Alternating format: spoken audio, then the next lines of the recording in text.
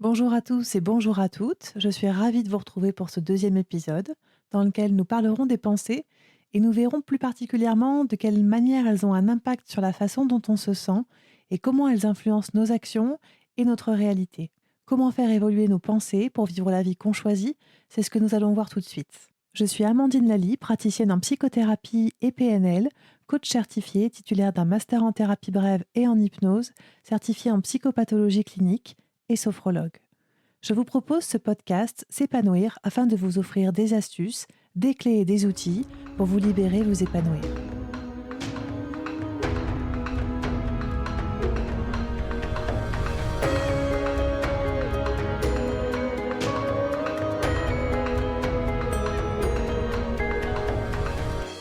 Vous connaissez sûrement le dicton « je ne crois que ce que je vois ». Eh bien, moi, je l'inverserais en vous disant qu'on ne voit que ce qu'on croit. À l'inverse, tous ceux auxquels nous ne croyons pas ne peuvent pas exister. Nous ne pouvons pas le faire exister. Tout simplement parce qu'une pensée à propos d'un événement va entraîner la façon dont je me sens, la façon dont je me ressens avec cette pensée. Et du coup, influencer mes comportements et ma réalité. Si par exemple, avant de partir au travail, je pense qu'aujourd'hui va être une belle journée, cette pensée va me faire ressentir une émotion par anticipation. Là, en l'occurrence, il est probable que je ressente de la joie ou une émotion positive. Et avec ce ressenti, je vais forcément adopter un comportement en lien avec cette émotion.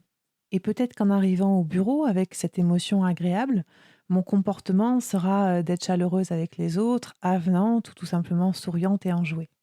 En résumé, ma pensée entraîne une émotion, mon émotion entraîne un comportement et mon comportement entraîne un résultat qui est ma réalité. Et pour vous donner un autre exemple, si je commence à me dire en rentrant du travail qu'en arrivant chez moi, je risque de retrouver la maison dérangée par mes enfants et que je suis sûre que mon mari ne leur a pas fait ranger leurs affaires ni leurs jouets, comment selon vous je vais me sentir avec cette pensée? Je pense en tout cas que l'émotion principale ne sera pas de la joie. On peut supposer qu'avec cette pensée, je me sente un petit peu tendue. Et en me sentant tendue, à votre avis, comment je vais me comporter? Alors, on peut tout imaginer, mais en tout cas, je pense que je risque de ne pas forcément être disponible, ni pour ma famille, ni pour moi-même, que je vais être peut-être moins patiente, plus à fleur de peau, et peut-être pas de bonne compagnie avec mon entourage comme avec moi-même.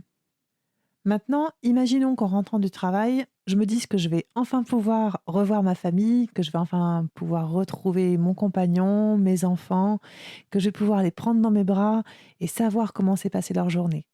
Mon état émotionnel a du coup de bonnes chances d'être plus apaisé. Je me sentirai sûrement plus détendue à cette idée et de ce fait-là, je serai certainement plus ouverte à la discussion, plus disponible.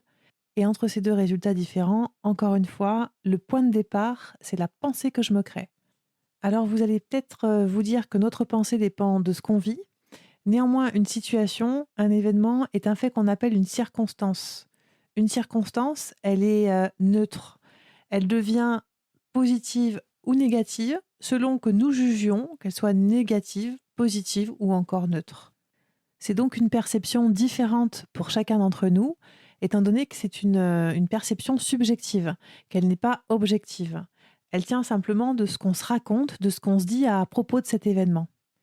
Évidemment, dans certaines circonstances, c'est plus simple que dans d'autres, tout simplement parce que la situation qu'on vit n'est pas toujours celle qu'on aurait choisie ou qu'on aurait voulu.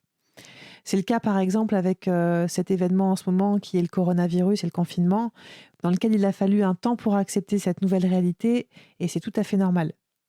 Néanmoins, dans cette situation, il n'y a pas qu'une seule façon de penser cet événement et si je me dis que c'est terrible et que je cultive cette pensée, je risque de me sentir dans une émotion négative. Je risque de me sentir triste, peut-être déprimée ou stressée ou même encore apeurée. Et donc, l'émotion va certainement être une émotion basse qui va entraîner possiblement tristesse, etc. Et dans cet état émotionnel, il risque du coup d'être compliqué de me mobiliser positivement pour vivre mieux cette période. Pour la petite histoire, et peut-être vous la connaissez, Michael Jordan a au lycée été exclu de son équipe. Il est rentré chez lui en larmes et il avait à ce moment-là du coup 2 options, enfin même plusieurs, mais il avait, plusieurs choix possibles à ce moment-là. Il pouvait penser que du coup il était nul et que sa carrière était finie. Donc du coup son comportement aurait été en accord avec sa pensée. Il aurait certainement arrêté et pas fait carrière. Là, il a choisi de se créer un autre système de pensée. Alors, je ne le connais pas, mais on peut imaginer qu'il a choisi de penser qu'il pouvait y arriver et qu'il allait se battre pour ça. Il a mis en place du coup des actions, des comportements pour être en accord et pour être congruent avec sa pensée, avec son rêve. Et c'est notamment aussi avec cette stratégie de pensée qui entraîne une émotion, qui entraîne une action, entre autres choses, qu'on va travailler en préparation mentale chez les sportifs notamment.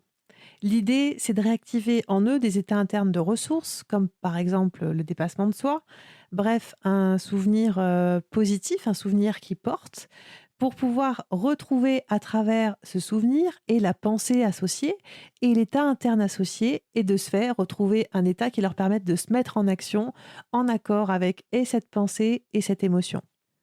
Et ça, c'est ce qu'on appelle un ancrage de ressources.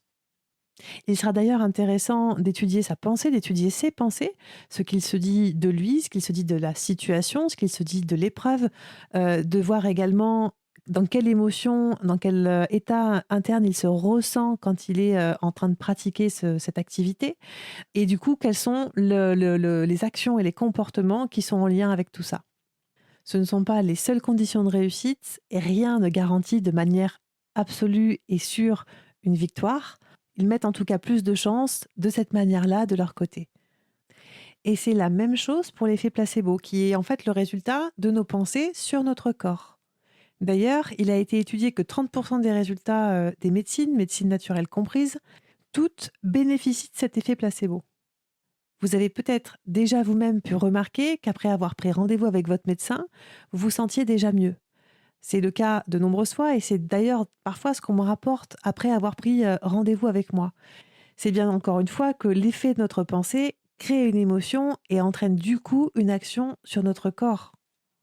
De nombreux médecins d'ailleurs expliquent tout l'intérêt de la pensée, tout l'intérêt du mental dans le traitement d'une maladie, dans l'accompagnement au traitement d'une maladie.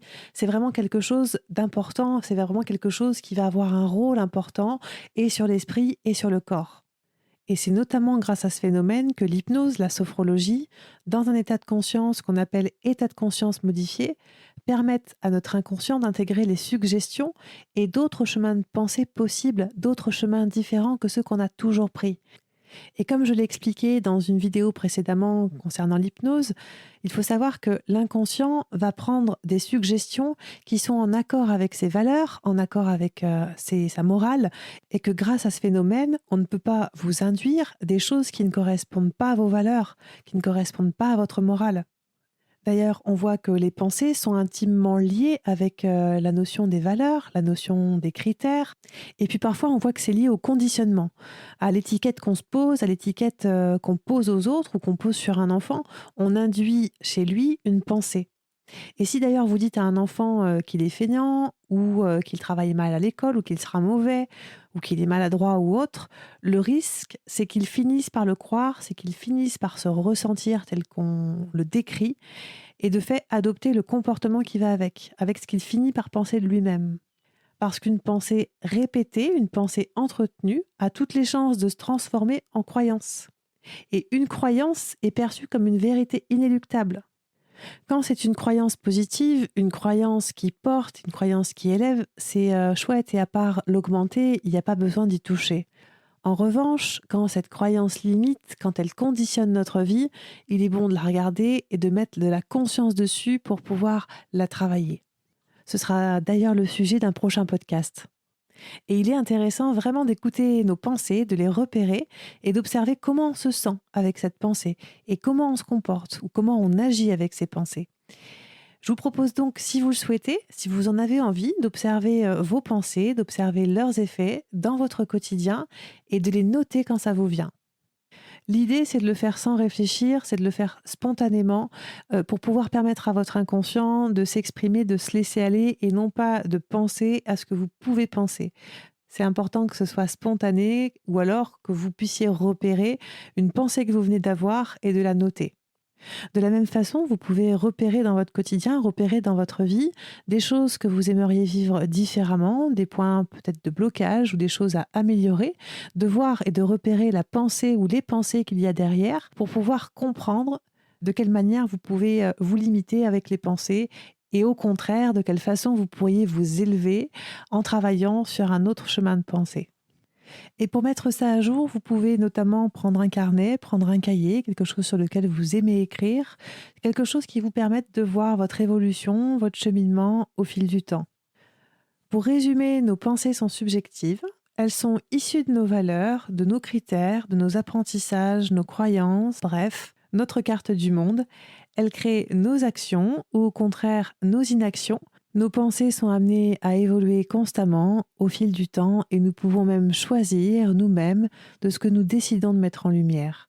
Il existe autant de systèmes de pensée qu'il existe d'humains. C'est ce qui nous rend si riches les uns les autres, si toutefois on prend conscience que cette richesse vaut de l'or.